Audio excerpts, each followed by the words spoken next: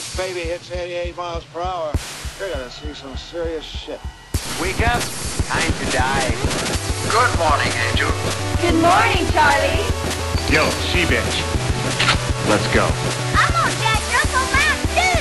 Don't fuck with the babysitter. We came, we saw, we kicked its ass.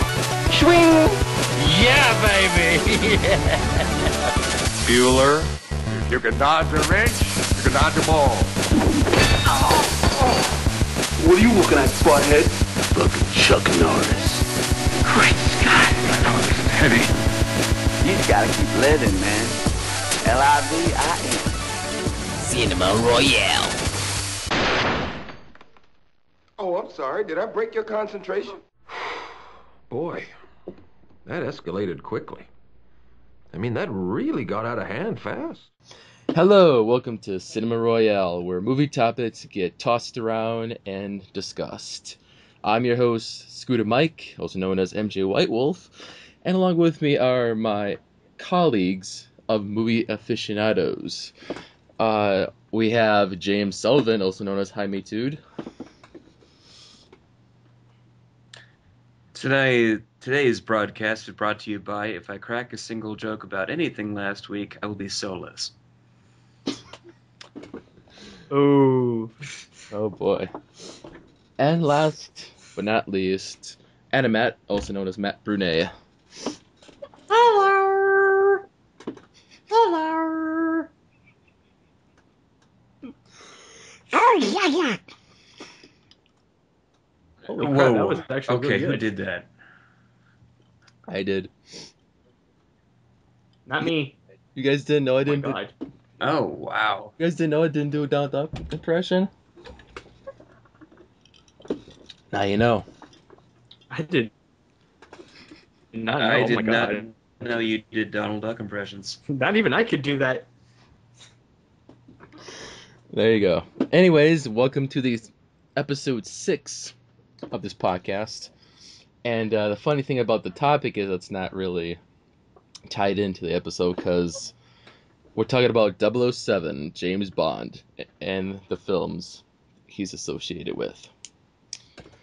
So it would have been nice if it would have been 007 on episode 7, but the topic came up a little too soon. So in this episode, we're probably going to talk about what our favorite Bond is, favorite Bond girl, favorite Bond film, and just overall what we like about the franchise, as well as the different eras of the Bond films. And Matt is going to tell us why he's not a big fan of the Bond series, because he told us he wasn't. So let's start. Which is cool. Let's just start off with that. Matt, would you kindly explain why you're not a huge fan of the franchise? Well, personally, I guess it's just that I wasn't really I never really got into the franchise really to begin with. I mostly grew up with the Pierce Brosnan age, where it's mostly like him that's doing all the James Bond films and stuff like that. Huh? And Pierce Brosnan. I don't know, like as someone who grew up like with cartoons and all that stuff, I was more interested in that than like most of like the James Bond things. Like when I think of spies back then, I never really thought much of James Bond because it didn't seem that much of a spy oriented thing than like many of the other things that I saw. So Were you into Totally Spies? No, dude, really? Well, that's a cartoon and it's a spy thing, so why not? Yeah. Yes, I know it's a spy thing. I might like it when I was a little more older, but Sure. We are totally spies. no, but yeah, that's the thing. Like, the closest thing that I've known about James Bond, like that I knew about James Bond, was mostly the GoldenEye game on Nintendo 64. Yeah. And that's the most that I knew about James Bond, and like all it was like we just like me and my family, we would just mostly play the multiplayer, multiplayer first person shooter, and so that's where I mostly got my idea of James Bond. Is just that it's just like it's just a guy with a gun. It's like I mostly thought of it as like one of those like usual action films that it's like it has action, it has guns, it's like nothing really big. It didn't really appeal to me as much. Totally understandable. So yeah. Yeah, completely. I know GoldenEye was a big game. It was a big deal back in the day. But the funny thing is, I was like the one person who could never really get into it. Not just because I didn't have a Nintendo 64, but because every time I'd go over to a friend's house and we'd play that in a group, and I'd always get my ass kicked and Got your ass handed to you. Yeah, when you're playing in a group with 4 people on a screen that's not like the HD screens that we have today, you can't see anything. It's like so hard to follow people around. What are you doing in this universe? But anyway, yeah, I can respect how the GoldenEye game transformed things for how shooter games were made. And they went all out and they did everything there, and they made the GoldenEye spin-off series, which had nothing to do with Bond, but it was Perfect just Dark. milking the title. Yeah, milking the title to death. And then you've got the new Wii GoldenEye with Daniel Craig. Daniel Craig replacing that Pierce didn't leave Brosnan. much of an impact. I haven't heard from that thing in a long time. Like, it just happened and then it's gone. Yeah, it just came and gone. So, anyhow, I was just gonna say, when does this turn into a video game podcast? What the hell? Anyways, Okay. Because that's what I know most about Bond. Well, you're gonna get some flack from the people listening to this, but I don't care. Anyways, Pretty much. I'm ready. Matt, how could you? Just kidding. I don't know. So James and I would be pretty much. What do you want from me? I only know animation. That's fine. So James and I are just pretty much gonna feedback you off each other. So. Oh. Good night, everybody.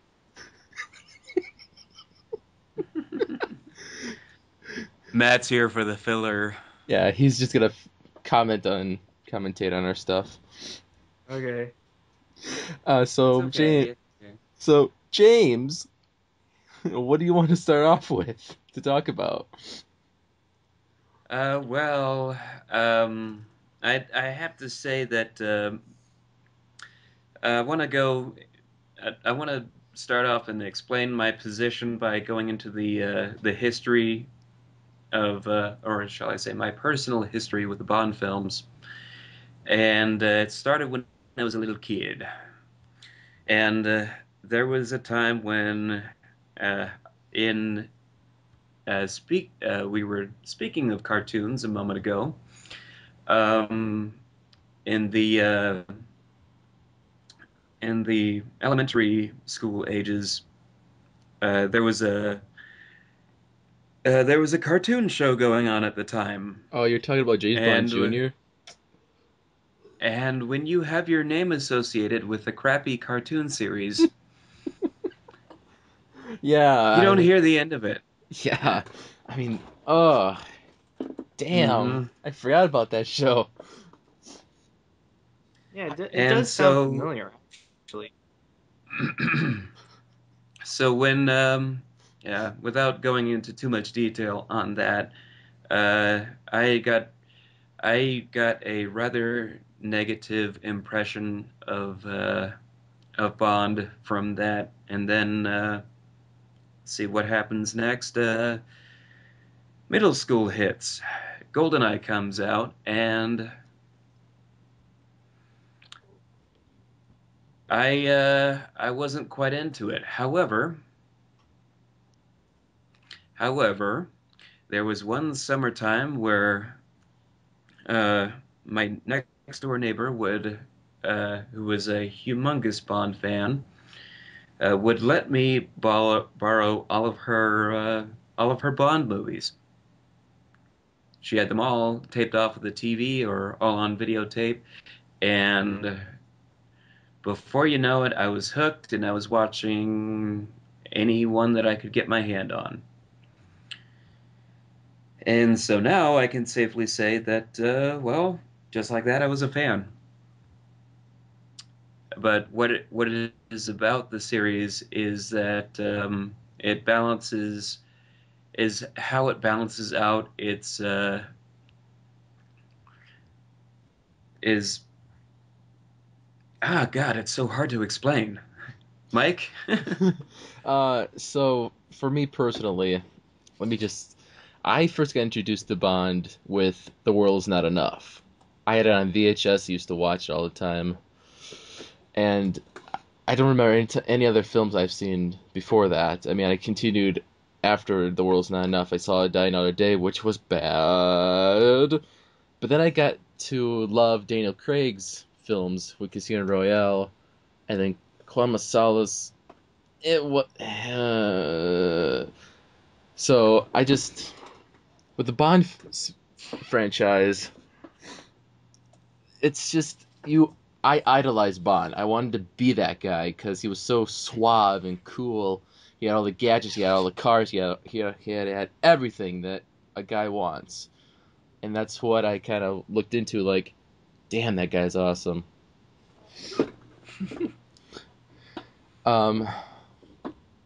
But that's what it means to me, at least. I just like, damn, I want to be that guy. I want to be that spy where just I can travel all over the world, meet gorgeous girls, have the awesome cars, have the gadgets. Mm-hmm. You'd like to pretend for at least 5 minutes that girls are interested in you. Yeah, exactly. Just like, bah.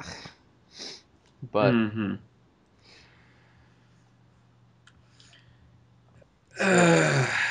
Well, that just about does it. You know, I think you went to the core of what it is there. That appeals to the audience. Exactly. As for let's see what we got here. Favorite Bond. Yeah. I'm gonna go from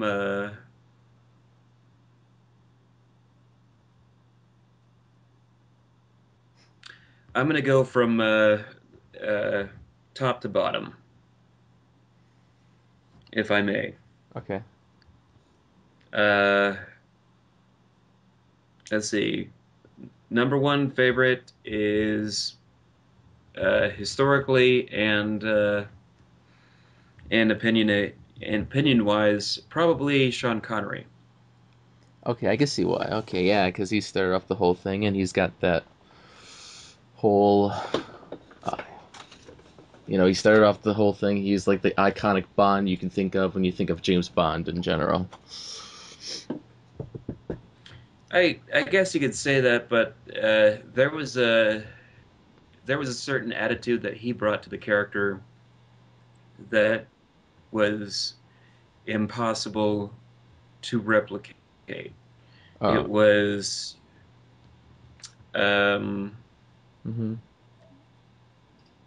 It's hard to put into words, but it describes Bond. It defines Bond.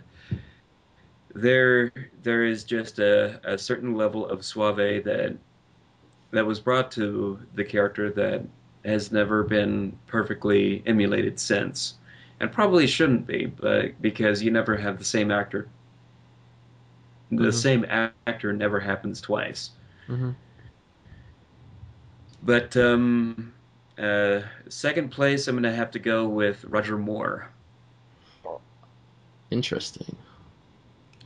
Because I'm gonna say he had a terrible introduction to the series with Live and Let Die, and there were some moments where he crossed over the border from being suave to being completely cocky and snobbish. But he grew into the character over time, and I think that really worked. Number 3, Pierce Brosnan, and I would say I would put him higher in the list, except because when he came in as Bond. He didn't have to grow into it. You knew he was a Bond. And the reason why I'm putting him on 3 is Die Another Day has not been forgotten.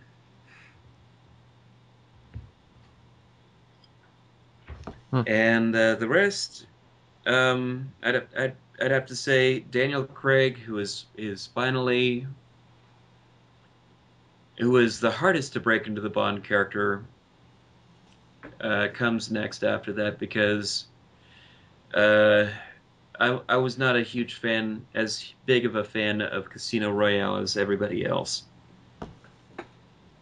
You know, I want my Bond. I guess, you know, the Bond that everybody's used to is drinking martinis, getting girls, driving the cars, getting the gadgets, all that stuff. He was just not there yet, and I guess it was sort of the point. Mm-hmm. But he's getting there now.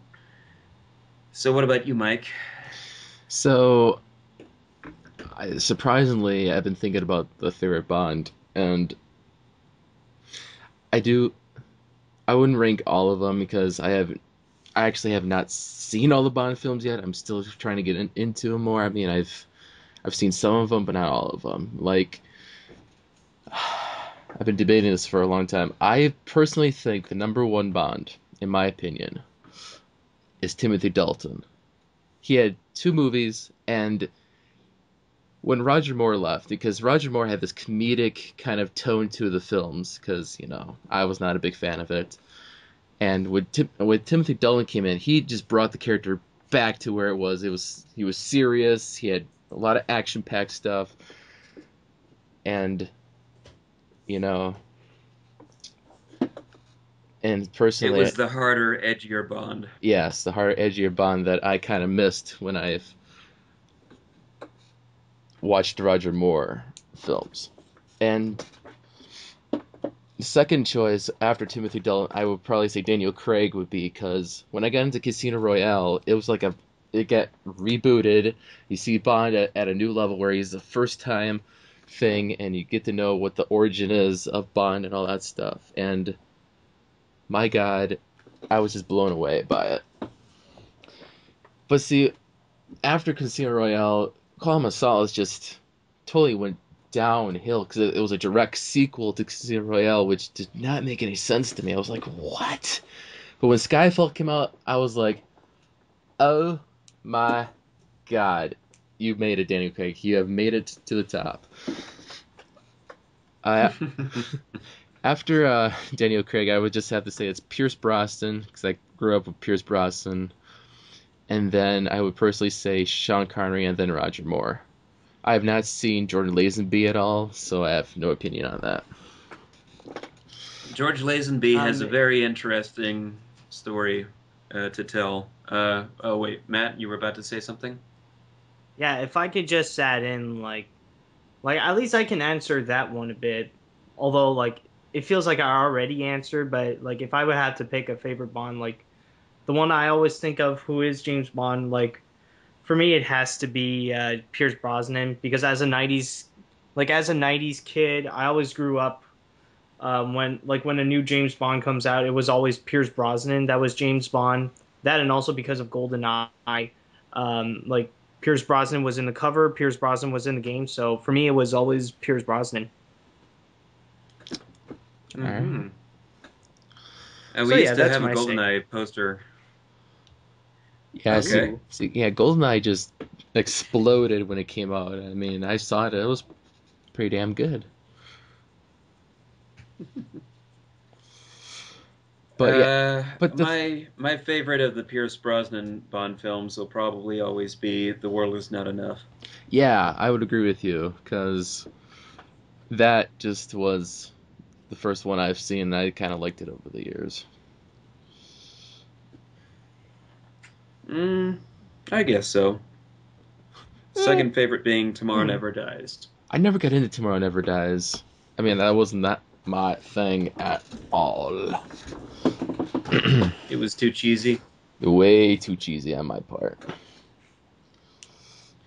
They were trying to go. They were trying to, I guess, add back some of the cheese that Roger Moore left behind. But I mean, I can handle cheesiness, but I just don't want a cheese overload when it comes to films. hmm Yeah, George Lazenby has a very interesting story about how he became Bond, but was he has the record, I think, of being. He has the reputation, I think, of being in one of the most engaging Bond films of that time, and yet being one of the worst Bonds. And the reason I say that is because, rewatching On Her Majesty's Secret Service one time, I was just like, wow, look at this. The action and the scenes and how everything is covered, it's very well paced and very well executed. It's thrilling. It's just Sean Connery is such a hard act to follow that when this guy comes in dressed up as Bond, but can't imitate the attitude, he comes across as a wannabe. Mm-hmm. And that's where, and that's exactly what he was, because he said in an interview, when the Bond movies were coming out, that's what he wanted to be. He was a Bond wannabe. He was a model before he was an actor, and his acting started actually with On Her Majesty's Secret Service. He happened to be, and the amazing thing is, when he got that role, he completely BS'd his way into the role.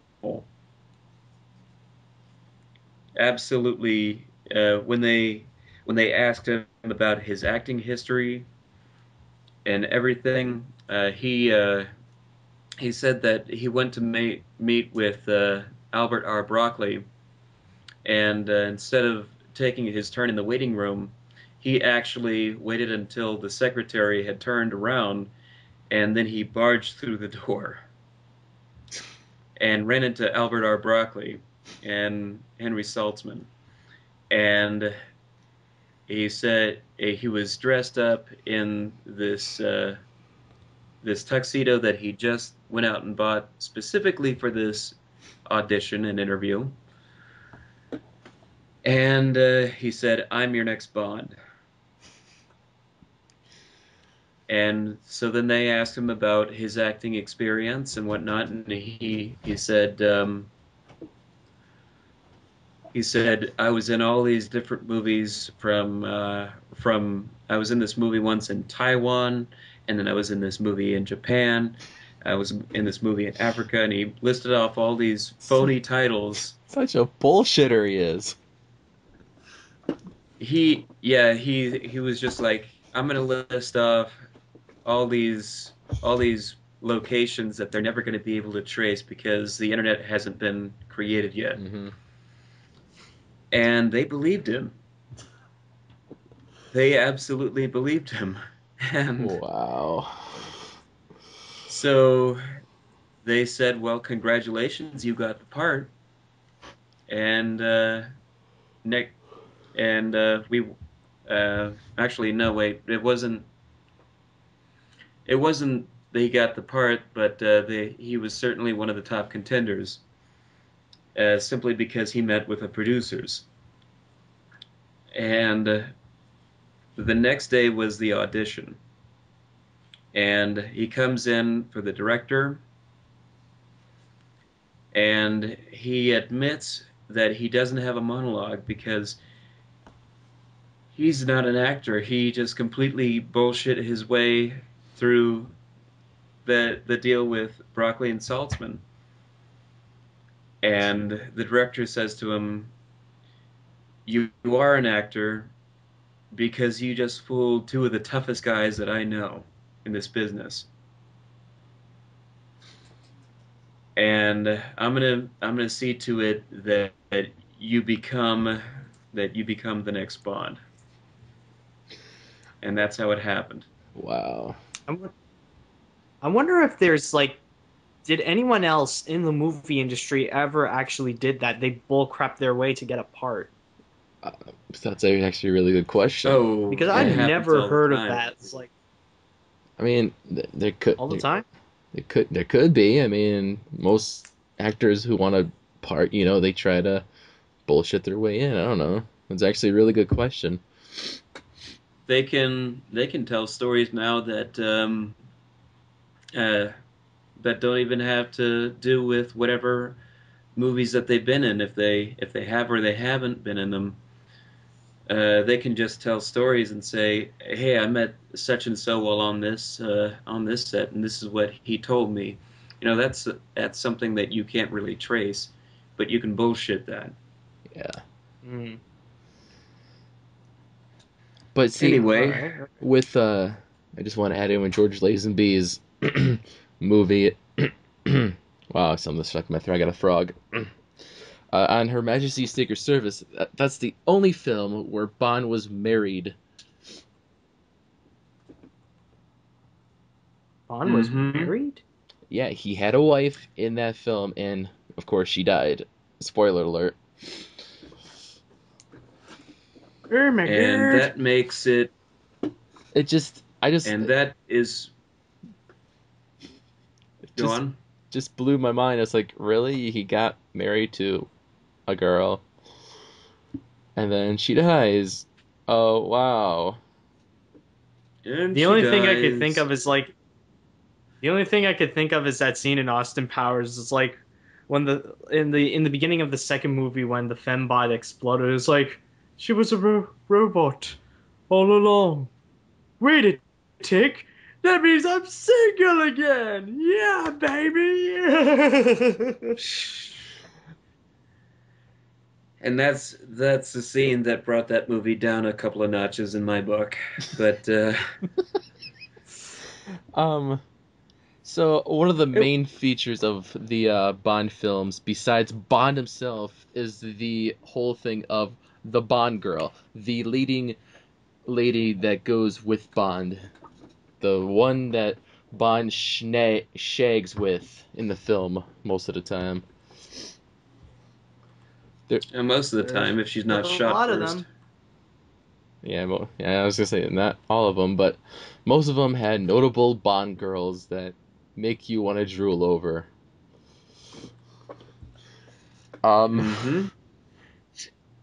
So James, when it comes to Bond girls, who do you think is your favorite?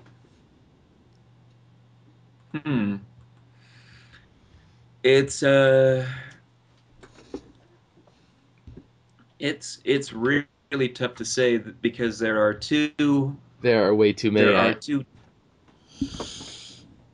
It's not just a case of way too many, but it's a case of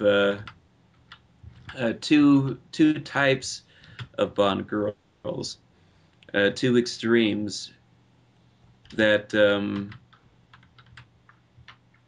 that need to be addressed here. The one thing that was interestingly brought up in the history of Bond girls how how as they progressed, as the films progressed, the roles of the women also had to change with the times, with the series, and everything else, because it's got to remain successful in order to keep going. Mm-hmm. So over time, you have. I mean, in the beginning, the women were sex bots, and they over time they sort of remained sex bots, but they could at certain points in the whenever they needed to, if they had to show strength as a character, Mm-hmm. uh, they would. I mean, I think one of the biggest strength moments was Dominoff in Thunderball. She's actually the one that kills the lead bad guy in that film, Okay. and so uh, she actually rescues Bond, which is it was a first for the series as a whole. But as far as a favorite type strong Bond girl, uh, it's gonna have to be Wei Lin, Uh, Michelle Yao. In other gotcha. words, Tomorrow Never sim Dies, of course. because and it's not. I know your opinion on the film itself. It's cheesy, but think about this. She was the Bond girl who was 10 times the Bond. Oh, yeah. She had Oh, more yeah. skill. She was she had more toughness. She had thicker skin and everything. And so that was the best thing to say about that particular Bond film. Um, as far as the other type of Bond girl, which is the bimbo. That's what they are, pretty much. Most of them are bimbos, and sorry, ladies, no, but no offense to you ladies out there. yeah. Um, I'm gonna go. I'm gonna go with Sophie Marceau in The World Is Not Enough. She's not a good Bond girl, but she's a good Bond girl. She's a good Bond villainess. Yes, yes, I totally agree.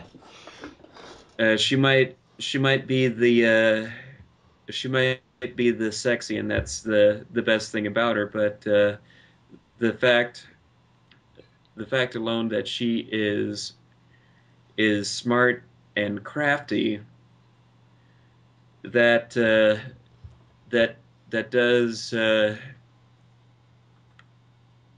even though she's a terrible person for what she did, uh, that that alone makes her more intelligent, I think, than most of the Bond women, and more capable as well. Okay. And when it comes to Bond girls, for me personally, there's actually two types. There's normally some Bond films have a Bond girl villain, and some are just the Bond girls that help out Bond. Actually, there's three types, and Bond girls that actually, hook up with James and just fuck him up. So, I mean, for my personal taste, Vesper Lynd from Casino Royale, the Daniel Craig one, because there's other two Casino Royale versions, but with Vesper Lynd, she's like the first Bond girl that we see, in Daniel Craig's version at least when it's first rebooted, because James is having this new experience, and Vesper Lynd was his first true love, and he fell in love with her, and and Ava Green is drop dead gorgeous in my opinion, and at the end where she dies, Bond is just like, the bitch is dead, I don't trust anybody, let's move on, and that just makes the character stronger because of Vesper Lynd. Vesper Lynd kind of motivated Bond to be this who he is, because after Vesper Lynd, he's like, I'm not going to trust anybody anymore, I'm going to be more rogue, I'm going to be more... And then when Common Sauce came out, he's just like, I'm going to get revenge on whoever killed Vesper Lynd. But with that, besides Vesper Lynd, I was looking at other Bond girls, and I have to go back to my childhood favorite, which is The World's Not Enough, with Christmas Jones. Played by Denise Richards. I mean, I was like, oh, she's pretty good looking, and of course I just love the puns all about Christmas Jones at the end. Like, Christmas doesn't come once a year. Mm-hmm. Yeah, here's my beef with Christmas Jones. I assume I assume that there's some humor in your tone here because you're laughing. Yes. I just thought Christmas Jones was I mean, she was a good Bond girl in my opinion, but her name just popped out more than all the other ones. Like, Ivana Onatop was just, but Octopussy, Pussy Galore, I mean, but Christmas Jones, like, her first name is Christmas? What? Uh-huh.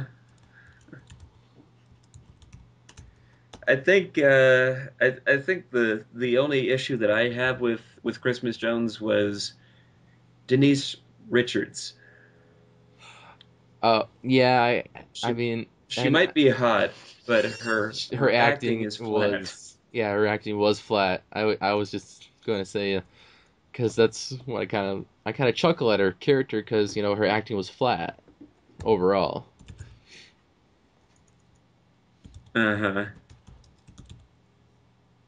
The only thing I could say about Christmas Jones is that let's just be thankful she's not called Santa. And then you have to face the Santa puns. But see... Santa Christ. Jeez. I just want... Hey, James, have a Sega Saturn. Fuck! Where'd that come from? A Sega Saturn. Oh, boy. Congratulations, we have turned Christmas Jones into Santa Christ. Someone better make that on DeviantArt. Oh, shit. Don't influence that. Oh my god. I wanted to mention another thing about a Bond girl is there was one film, and I'm trying to remember which film it was. Like there was a controversy with one of the Bond girls. Fuck, what was it? Trying to think what it was. For Your Eyes Only, one of them was actually a man. No, it was A View. No, it wasn't A View for Your Eyes Only. It was for A View to Kill.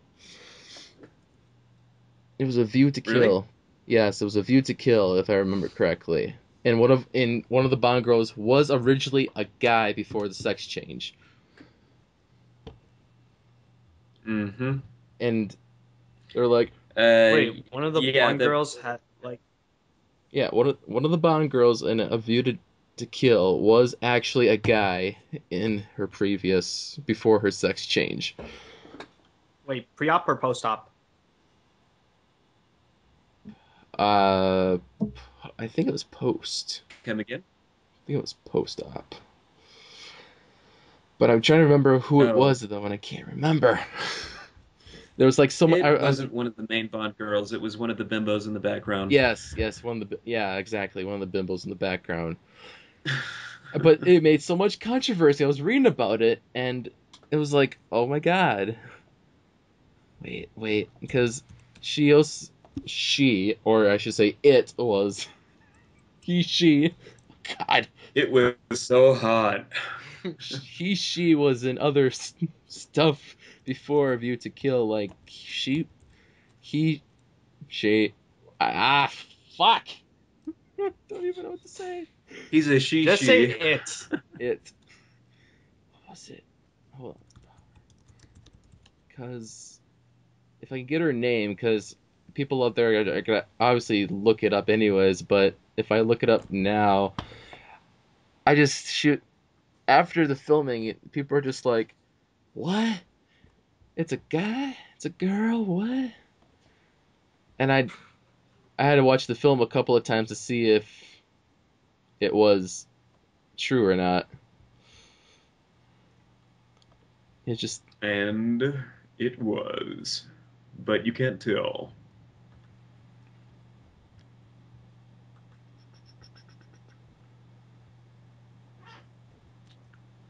So while he's what does it looking say? up which Bond was a Bond girl was a girl or a guy, it's Okay, I didn't mention this before, but what do you think is your favorite Bond villain? Because there's so many noteworthy Bond villains in the Bond franchise. well. Let's see. I recall. I wanted to. Before we go into that, I wanted to quickly go into something which you mentioned about Vesper Lynn. The best thing that I can, or one of the best things that I can say about Casino Royale is that when you look at all the previous Bond films, yeah, he does. There is an issue that has to be addressed about Bond's character, and I was always taught, be respectable towards women, and all that. And I consider myself to be that, because I don't go around shacking up with another woman every other night. Mm-hmm. That You don't have that your 8 is o'clock something that pussy? seems. No, I don't. I don't even have a 9 o'clock pussy. or a 10 o'clock. If you do have a 9 o'clock, then you're not. Then I don't think you'd have time for this podcast.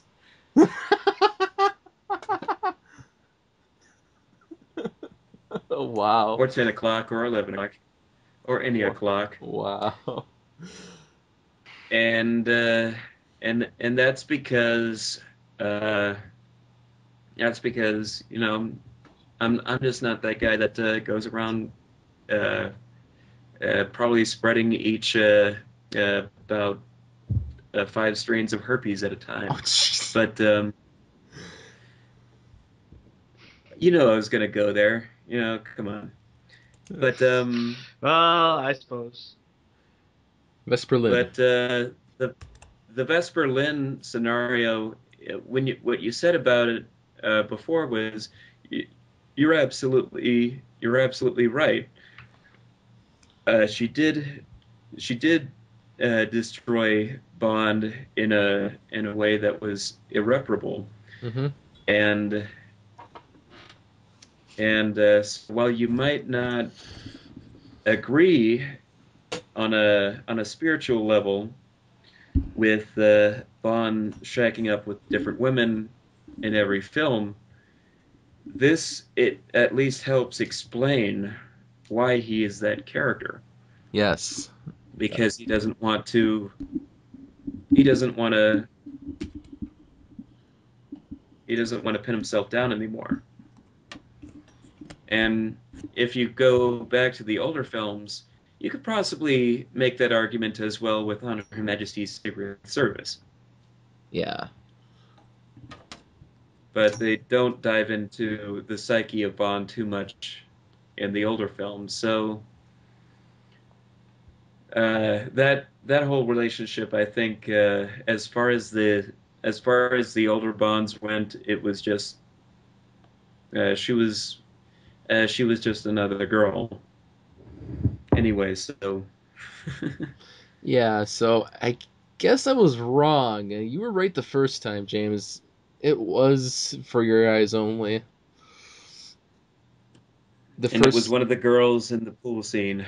First transgender woman. Wasn't it? Yeah. Her name was Caroline Cossey. She was the first transgender woman to be in a Bond film, and she also posed for Playboy. Caroline Cock?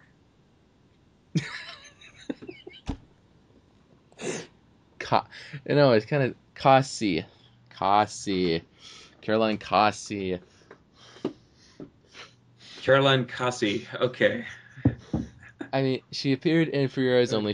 She posed for Playboy, and she was notably in the music video of the Power Station Some Like It Hot.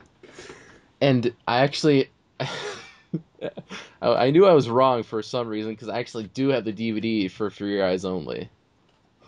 I'm looking right at it right now, so maybe I bought it because I wanted to see the transgender woman for some odd reason. I mean, for Your Eyes Only, it was. Never knew this side of you, Mike. Don't. Interesting. It's not like I like them. I just thought I like to go to figure out controversies and see what the big fuss is about. It's not like I'm into them or anything. God. Of course, you want to see her big fuss, right? You sick bastards. Oh well. Anyways. That's what happens when you do a podcast. I know. And you bring up transgender Bond women. People start to wonder about what's going on in your head. My head is so messed up. It's so dirty and messed up. See here for. Yes, Vesper Lynn was the one that kind of ruined Bond's reputation. Bond was like, she's dead. The bitch is dead. I'm gonna not trust nobody no more. Ain't got nobody. I ain't got nobody. So, of course, in Bond films, there's always a villain that Bond has to defeat or to arrest, or whatever the Bond film is. The one that wants to stop Bond from doing something? Yes. He never arrests them. He always stop kills Bond them. stopping them. That's the... Yeah, that's what it was. I'm just... My mind's just going through a lot, and, shut up. Yeah. So... Transgender Bond women. Shut My mind up. is freaked.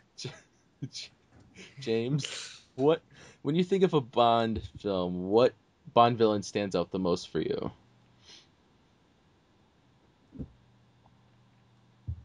Um, um, I'm gonna say probably Largo, aka Blofeld's number two man. This was he was in Thunderball, and He was actually he in. was He was in 4 Bond films: Thunderball, You Only Live Twice, On Her Majesty's Secret Service, and Diamonds Are Forever. yeah, that actor. Oh, different actor. Yes. Wow. Okay. Wow. I was Portrayed by four different people. Wow. And there was a brief cameo in the beginning of, I believe it was For Your Eyes Only, but they never actually name him there.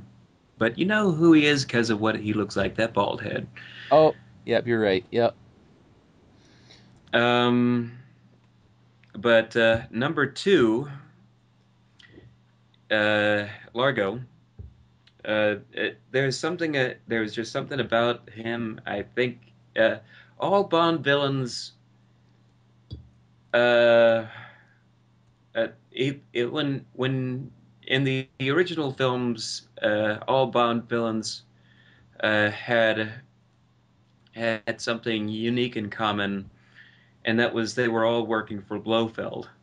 If they were not the main Bond villain, they were working for Blofeld. And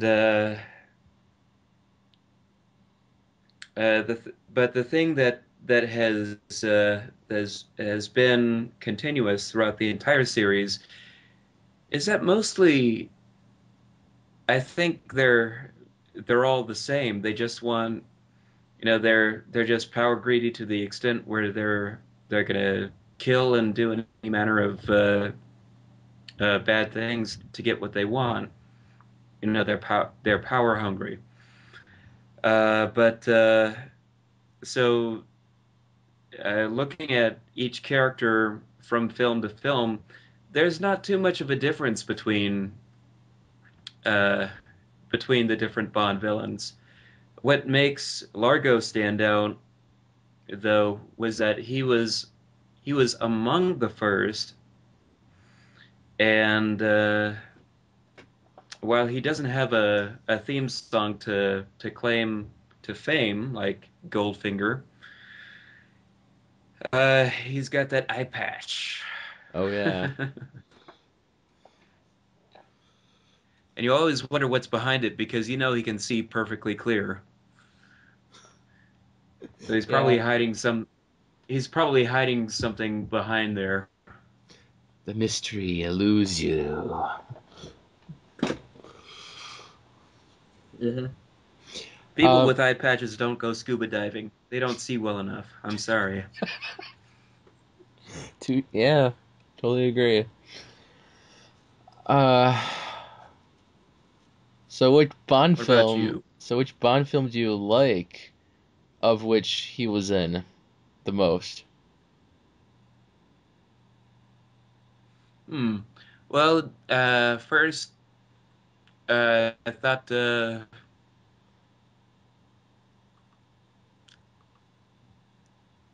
I don't think you mentioned which Bond villain was your favorite, or I was will. that Blofeld? Okay, I was going to mention mine, but I was going to say because Blofeld was in 1, 2, 3, 4, 5, 6 just Bond films.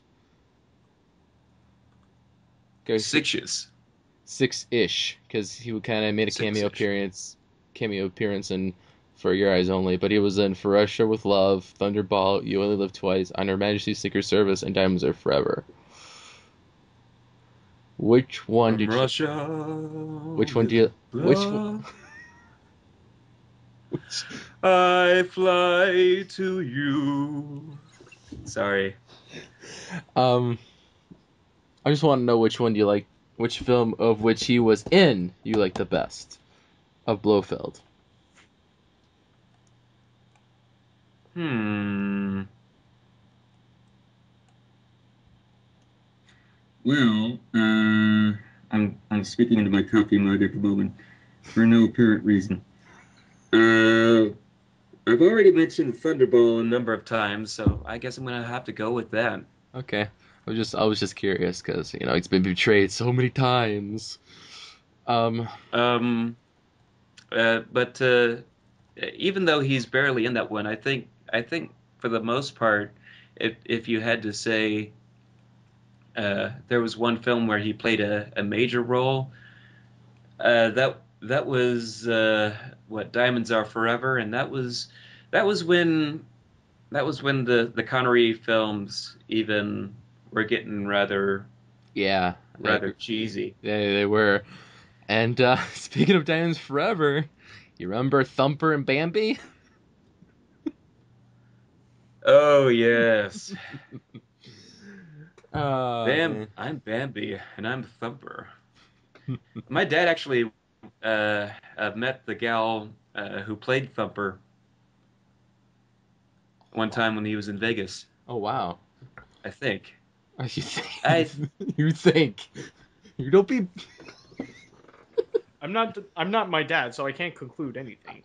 I thought he told me about that, but I've been thinking about the Bond villain I like, and there's like only one person I can think of that just I loved as a Bond villain. Max Zorin, played by Christopher Walken in A View to Kill. Christopher Walken played a Bond yes. villain? Yes, Christopher Walken was a Bond villain. And he was... That really sounds interesting. A View to... That just immediately got my attention. Yeah, A View to Kill is a Roger Moore film, and it featured Christopher Walken as Max Zorin. He wanted to... His main, he wanted to trigger a massive earthquake that will destroy the Silicon Valley in order to metropolize the microchip market. But I love Christopher Walken as an actor, and I just thought him as a Bond villain was just glorious to watch, and he was just so fantastic. He was like an evil Bill Gates. Yes! Yes! Good. That's really good. I would like to... Yeah, he's like an evil Bill Gates. Max Zorin, the evil Bill Gates. Trying to think. Yeah, if you wanna truly evil Bill Gates, watch either Pirates of Silicon Valley or Net Force, both of which were very cheesy TV films. Yes, I remember the Pirates of Silicon Valley. I actually watched it in school. Oh. Yeah, I was forced down to watch that in one of my I took a computer class in junior high, and they're like, let's watch this film to learn about the whole Apple and Microsoft history. Oh boy. Mm-hmm. Wait, what film was that again? I kind of missed it. Sorry. Pirates of Silicon Valley. Pirates of Silicon Valley. Oh, Pirates of Silicon. Oh yeah. The one where they're in like that boat and it's like they're doing a radio show or something. Is that it? What? No? Maybe I'm thinking of a different Pirates movie. I don't know. Pirates of Silicon Valley wasn't about pirates. It was about Bill Gates and Steve Jobs. Okay, maybe I'm thinking of a different movie. I don't know. There's like you were thinking of Pirate Radio, I think. Pirate. Yes, that was the one actually.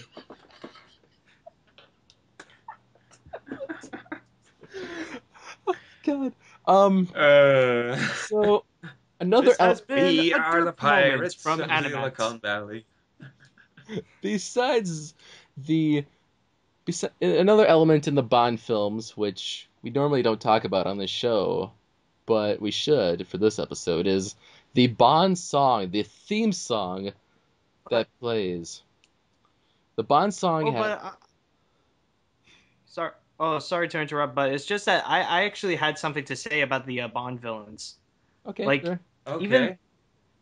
Okay. No, but it's just that even though like I haven't seen a lot of them, I have like a while back I did like looked upon like some of the Bond villains, and I do have to say like they are possibly some of the most creative things that, at least that I've seen in like the James Bond series. Mm-hmm. Like each one of them like has their own like unusual yet unique way of how they represent themselves, like who they are and like what they love to use like as a weapon or something like that. Mm-hmm. And there are two of them that really stick out for me. Like, yeah, there is Goldmember, but the ones who really do stick out, I forgot his name, but the one that uses his hat as a weapon, like he throws it. Oh, that's one of the Odd Job. Odd Job. He was like Odd Job. he was one of the henchmen. Yeah. I think you mean Well, Goldfinger. personally, not I prefer Goldmember. like the henchmen's like, and also another one was Lockjaw. I think that's his name. The one with the silver teeth or something, Metal Jaw or something Jaw. Jaws. Okay, just Jaws. Yeah. Just Jaws. Yeah, those. Yeah, I have to admit, those are the ones that really do stick out for me as a Bond villain. And yeah. And yeah, you mentioned the henchman, which is Yeah, the Hey, henchman. you gotta Yeah. mention the henchmen. yeah. We never did mention the henchmen of the Bond villains because I've totally forgot about Odd Job. Some of the and Bond villains Jaws. are henchmen. And some are, yeah. Some of the Bond villains are henchmen, and Odd Job was pretty cool with the hat, and then Jaws was like pretty cool. But yeah, You know, one of the cliches that I miss from the earlier days of the Bond films. what was it? I think it started with for your no. It started with From Russia with Love, and I think it sort of petered out around The Man with the Golden Gun.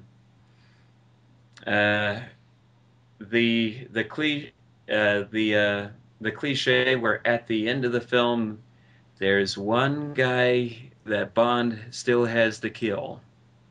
Oh, You know, the henchman always comes back at the end and yeah. a last-ditch effort tries to off Bond, and then he's too cool for them. Yeah, okay.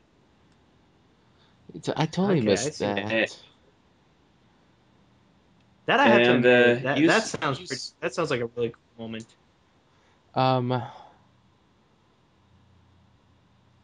as and I was looking at the list of henchmen, and I just noticed, like Jaws, he first appears in what I think is The Spy Who Loved Me, and then in the next movie, Moonraker, he changes sides.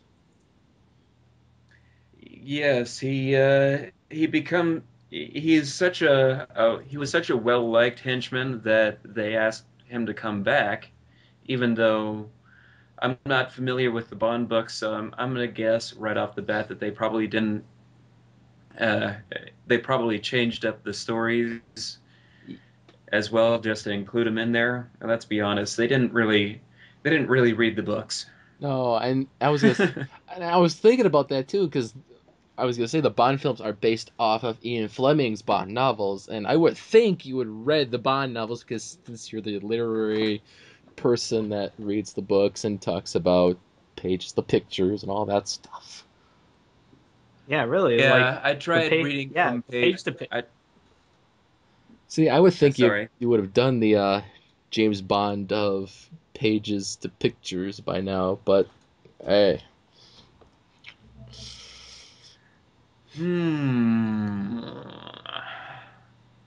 Um, You're giving me ideas, but in any case, I tried to read For Your Eyes Only one time, and that was after seeing the movie and thinking, wow, this is a kick-ass movie, and this book is just so boring. 5 pages in, I'm gonna quit. But I was in middle school, so. so there you go. I gave you an idea for future. So, anyways, uh, I was going to say, before I was interrupted. As in my life, I love music first and movies second. So I love the soundtracks to movies, and when it comes to James Bond, they have the theme songs, and that's how I get into James Bond too, as I listen to the songs, and I'm like, wow, that's a really good song. Mm-hmm. And the James Bond theme is, the most iconic theme song ever. Mm-hmm. And with the Bond films, there's usually a open stinger, and then all of a sudden goes to the credits, and you hear that song as you get introduced. Sometimes the songs would have kind of like a story narrative, like Goldfinger kind of describes Goldfinger in a way. Yes. So when you think of, I don't know what song you like from the Bond films. Like, what Bond song do you like to hear, like, when it comes to Bond films?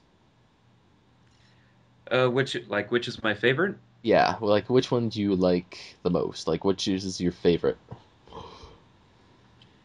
I don't have a number one favorite, but I can tell you something interesting. All from the beginning all the way throughout the series, I have liked every single Bond song, Oh, okay. except which one? You Know My Name. Skyfall? Really? You Know My Name by Chris Cornell? Chris, Hmm. yes, the theme to Casino Royale. Didn't like that? And I know you think I should, but it was just the one that didn't hit the note for me. And in fact, I I could list off a couple of things that were wrong about that. The whole opening sequence, they got the flashy titles correct, and the artistic the artistic the artistic touch that those opening sequences open up with. Yep. But they didn't have the girls. I miss the girls in that. Yeah, okay, I know what you mean. Yeah, because most notably in most of the opening credits for the Bond films, they usually have, the seductive women in them. And with Casino Royale, they didn't have no women in it. It was just pretty much, since Casino Royale was like a poker film more or less, because, there's poker featured in it, they have like poker-esque things in the opening sequence, James Bond fighting henchmen, and I understand what you mean, yeah. Mm-hmm. What makes that's part of the allure. That's part of the allure of the Bond themes, and even if you don't watch it with the opening sequence in mind, if you don't listen to the song with the opening sequence in mind, the song itself has to be alluring. It has to be a little bit swingy, a little bit sexy. I think even Die Another Day, to the film's credit, had a good theme song. What? But it had to grow on me. Are you serious? I personally did not like Die Another Day because Madonna just. I do not like Madonna's Die Another Day. I mean, Die Another Day was a film that I didn't like, and she even appeared in the movie, and it just had this. It's hard to explain. Like, the sound just screeches my ears. Yeah, it's a terrible movie. But But it's not it to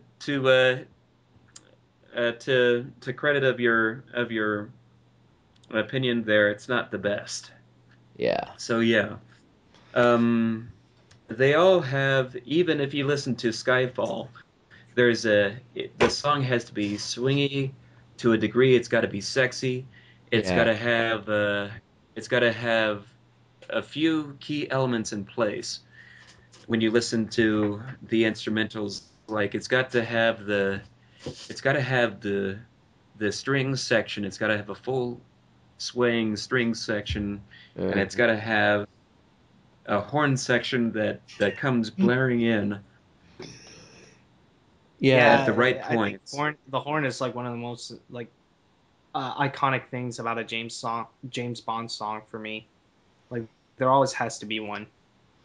Yeah, I mean, not all of them have the string quartet and the horns and all that stuff. I mean, as you were saying about You Know My Name from Casino Royale, I mean, with Casino Royale, it was like a reboot of the franchise. It was like James Bond first time thing, and they didn't have the James Bond theme in that movie at all, because You Know My Name is kind of like the starter theme for James Bond, because he was working his way up to the James Bond theme, which I think it was featured at the end credits.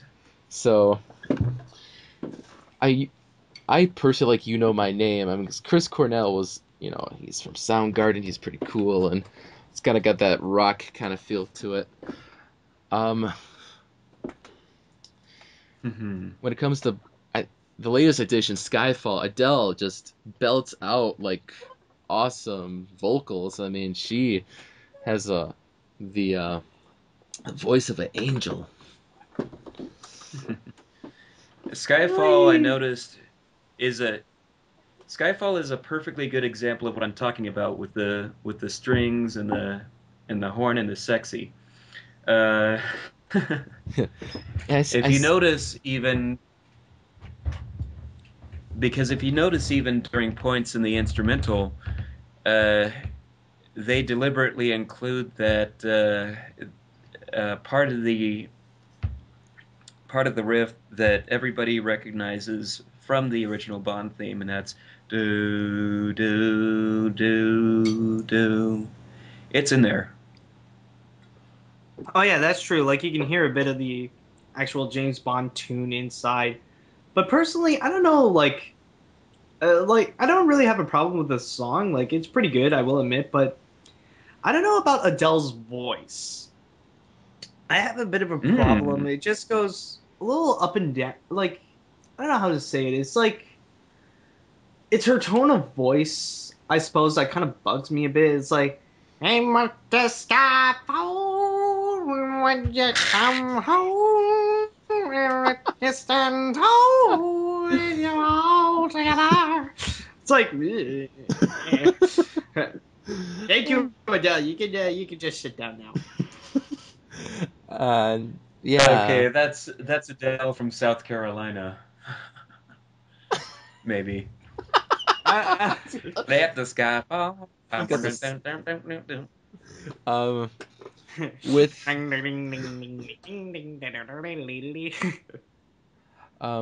she's got a banjo. Southern Adele. God. Another one good Bond theme would be Goldeneye by Tina Turner. Another fun one, and not my favorite of the Pierce Brosnan Bond films, but had a swinging theme song, and even it was even covered later in the GoldenEye Wii game by somebody else. Who was it? That's a good question. I have no idea. Hold on. Let's see if I'm gonna pull that up right now because I have it.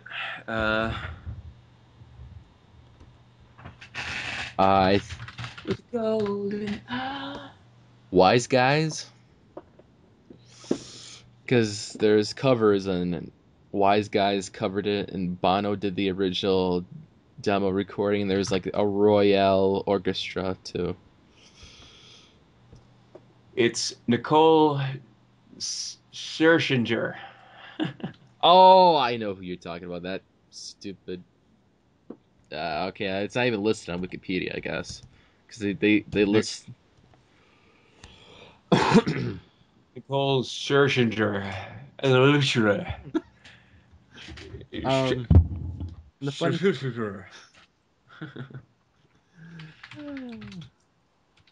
Of course, every Bond theme has to get covered because, you know, it's logical to cover somebody's song.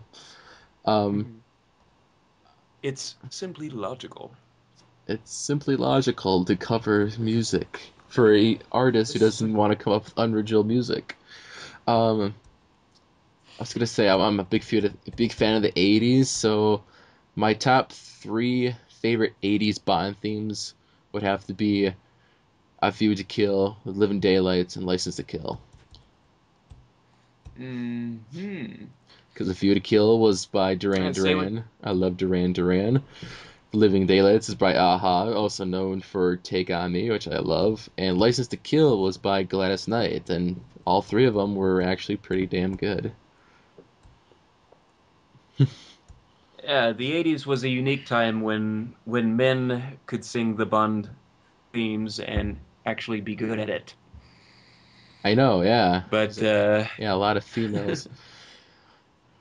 Of course, "Let 'Em Live Die" was done by Paul McCartney and the Wings. So Paul McCartney did a Bond theme. yeah. And of course, "Let 'Em Live Die" was covered by Guns N' Roses too later. Oh, it was? Oh yeah. I gotta check that out. Oh yeah, and let's not forget Tom Jones and Thunderball, Matt Monroe, and From Russia with Love. Mm-hmm. And the fact that the original Bond's theme was actually written by a dude, so yeah, there you go. There you go. What? Trying to think if we got into music about the Bond themes, but what else is there to talk about when it comes to Bond? I mean, we talked about pretty much. I don't think we mentioned about the different eras, because Bond had went through different eras, like I mentioned before. With Roger Moore, had the pretty much comedic tone, cheesy tone to it until Timothy Dillon came by and made it serious again. So it went from serious, comedic cheesiness to serious, and serious. How about best and worst Bond gadgets? Oh, wow, nice. And one of the other main features besides the Bond women, the songs and action altogether, is the Bond gadgets included. Mm-hmm. And the most obvious one, because Q. Don't forget, we've almost forgot about talking about Q, man. Q was. Oh boy.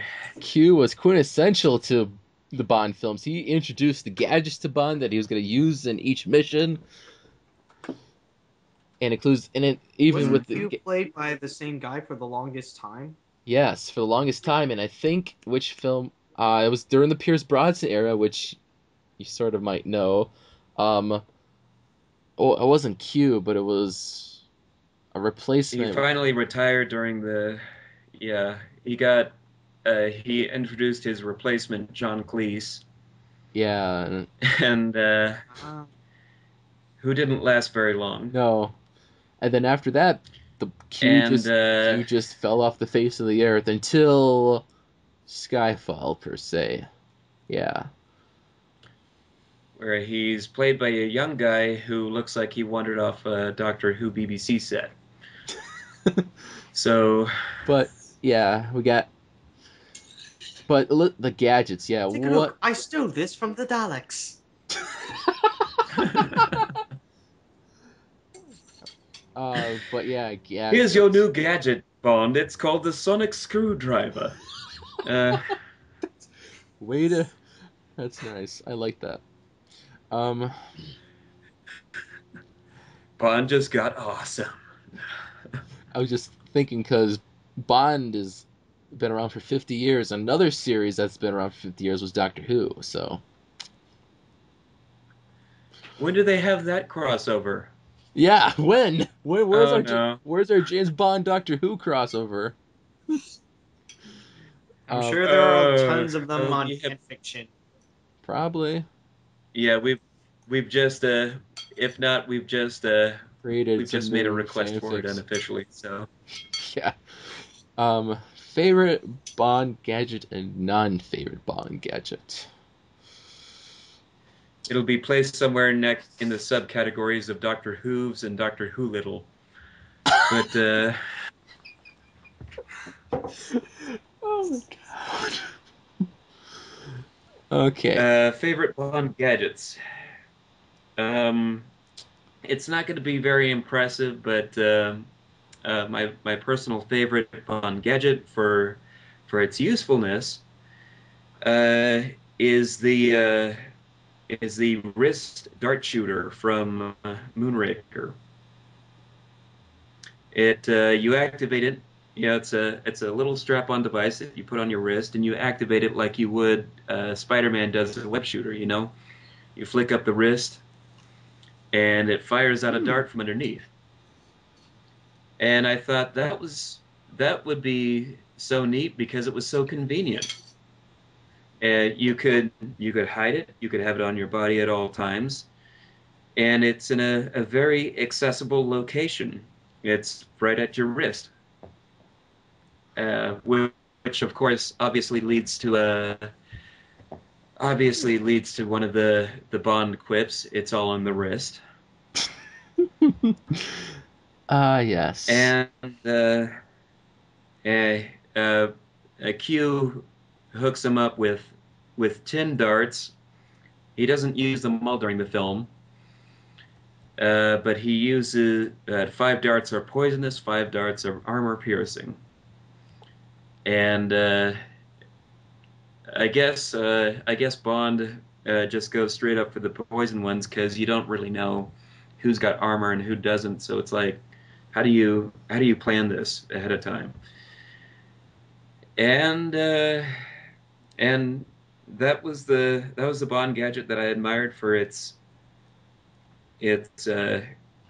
stealth and usefulness. One Bond gadget that I liked for a laugh was the never actually used, but Q showed it off anyway. It was the ghetto blaster from The Living Daylights. Oh yes, that's right. Oh my god, I remember that. Oh, that was so funny. I would love to see Bond use that. Hey, I got a ghetto blaster. Boom.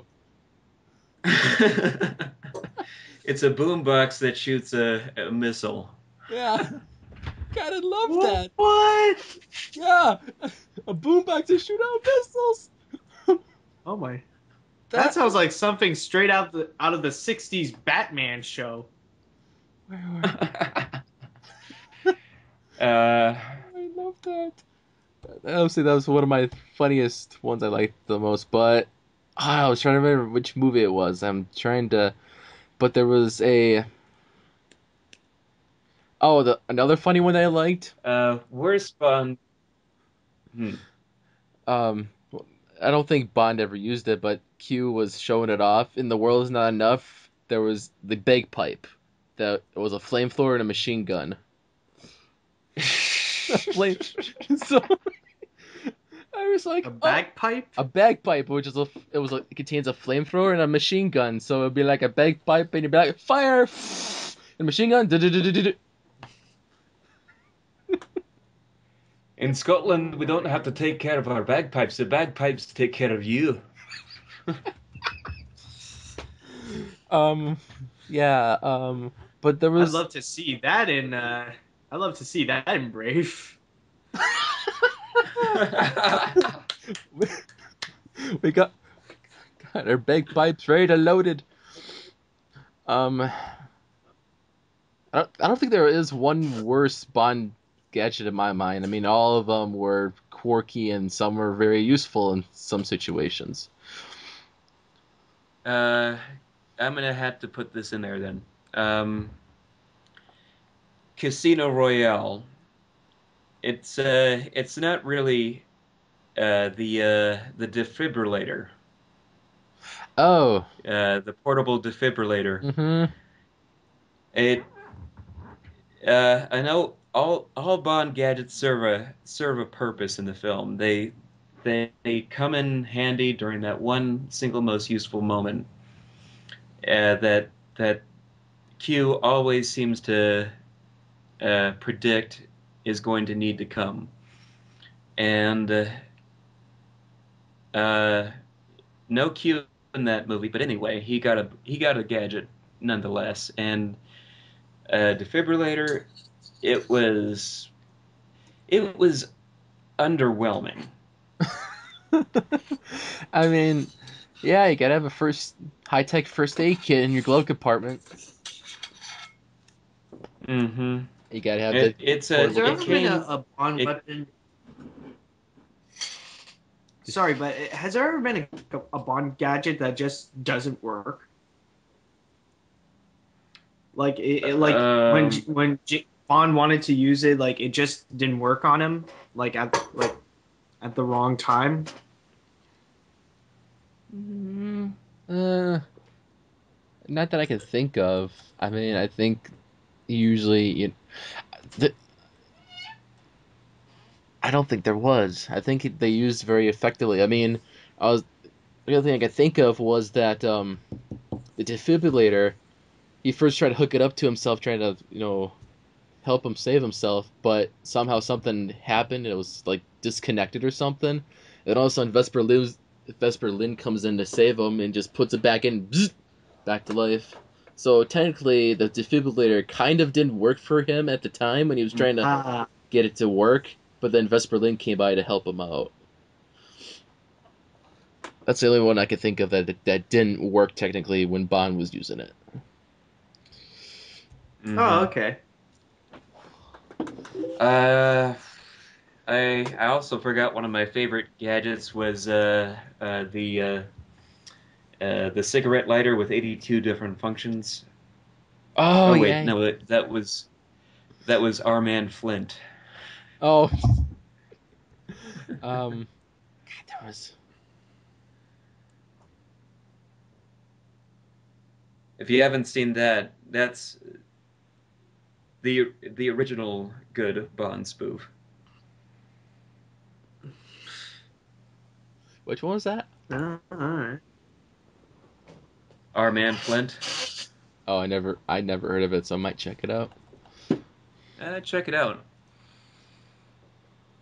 Okay, so what do we have left? You've got Matt, do you have a favorite Bond gadget or least favorite? Me, not honestly. I don't really know. So, unfortunately, I might have to pass on that one.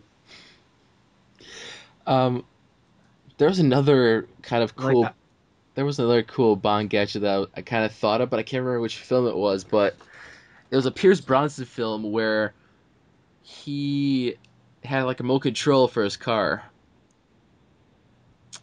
He was like, Oh, that was Tomorrow Never Dies. oh, okay, that's what it was. Yeah, I thought that was pretty cool. It's like You found something about it you like. yes, that's the only thing I liked about Tomorrow Never Dies, which was the remote controlage of the car. And speaking of, yeah, Before touchpads became popular. yeah.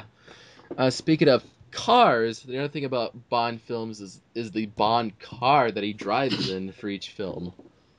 And of course, the Aston Martin is one of the most famous Bond car out there, and its most glorious looking thing. And that's like I said, the most common car that you see in most Bond films is the Aston Martin. And that includes with a bunch of gadgets too, like machine guns, rocket launchers, ejector seat. Yes. yeah. Well, I that. remember I've done. Go on. Go on. Sorry. Yeah, that's probably the favorite right there. Was the Aston Martin specifically from Goldfinger and Thunderball. Second place would be the submarine. Oh yeah, okay, yeah. The submarine car. Let's not forget the world's not enough with a Q boat.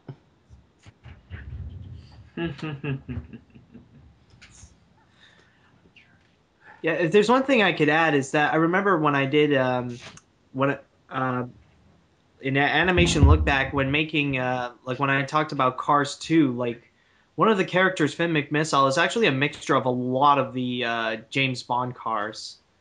Like he's mostly made from the Aston Martin DB5. Yeah, the Aston Martin DB5. But it also says like he has the roof and the doors of the Volvo P1800 and the grille and the fenders of the BMW 507. And honestly, that's Which makes it possibly the cool only part thing about I would know about James Bond cars. There. And yeah, for the crappy Cars 2 sequel. Yeah. Hey. The one where the cars are actually the ones with all the gadgets. Yeah, they're all spies. All right, Which, so if you can think about it, technically, aren't those like implants for them or something?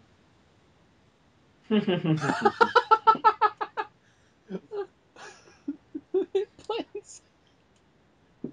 Well, I don't know. It's like getting if cars are tattoos with humans, then functions. like the additional things I know. are they like I don't know, like But yeah, I know what you mean. I mean, and I was gonna say in Cars. Boy, I should have said this in the Pixar episode. But in Cars, didn't like one of them have a tattoo or something? It was like you got a pinstripe. tattoo? You got a pinstriping tattoo there. That like Bonnie had like, or Probably. because there was a scene where Oh, the one that always like paints himself, maybe. no, that it was the female in Cars where the love interest that she was driving away and Lightning McQueen says, "You got a pinstriping tattoo there." Oh my God. Yeah. Oh yeah. I was like, cars get tattoos? What? But see, so this was like, I guess that's car decals for you for in the Cars world. Besides that, off topic. Last but not least, let's just finish it off with our favorite Bond film and worst and least favorite Bond film. Okay. I'm gonna have to run this off pretty quickly. Favorite Connery Bond film? Thunderball. Tie between Thunderball and maybe Goldfinger. Favorite Lazenby Bond film. That's only one movie. You can figure it out yourself. Yep. Favorite Roger Moore Bond film.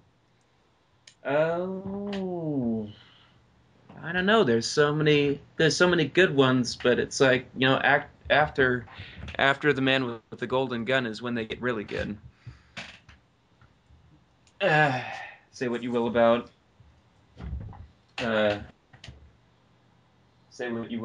Moonraker and Timothy Dalton. I actually don't know. Pierce Brosnan, The World Is Not Enough. Daniel Craig, Skyfall. And I gotta go. Okay. All right. Ciao for now, y'all. See ya. All right. See you, James. That was very anticlimactic. So as I'll say my favorites and we'll just call it today. So Yeah, pretty much. So yeah, my favorite Bond films. So Sean Connery, I would like to say I like Diamonds Forever. George Lazenby I wasn't a fan of. Roger Moore, like a few. Damn it! Did you get one? Why is it always in the middle? Okay, what is that one? Oh, you got one. Okay. The next topic for the 7th episode of Cinema Royale is movies based off comic books. That I could talk about, actually. Tune in next time, and I'll probably be less of an idiot this time. Let's hope so. And Oh yeah, don't worry. I could talk about comic book movies. With that, thanks for listening. Don't forget to like, comment, and subscribe. Good night. Alright, so see you later, dudes.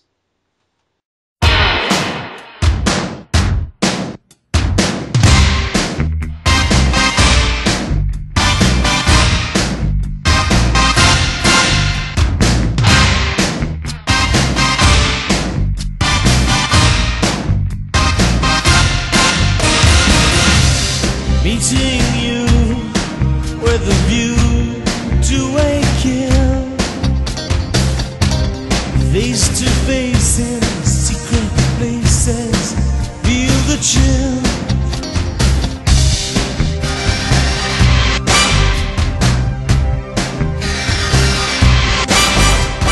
Nightfall covers me, but you know the plans I'm making still oversee. Could it be the whole lot opening wide? A sacred wine, a mystery gaping inside. The weekends why until we dance into the fire. That fatal kiss is all we need. Dance into the fire to fatal sounds of broken dreams. Dance into the fire. That fatal kiss is all we need. Dance into the fire.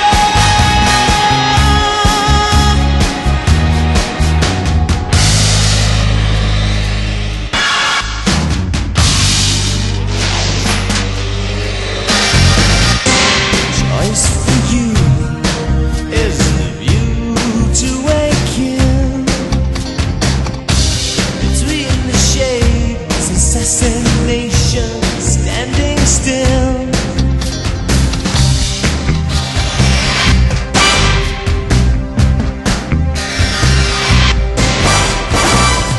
First crystal tear.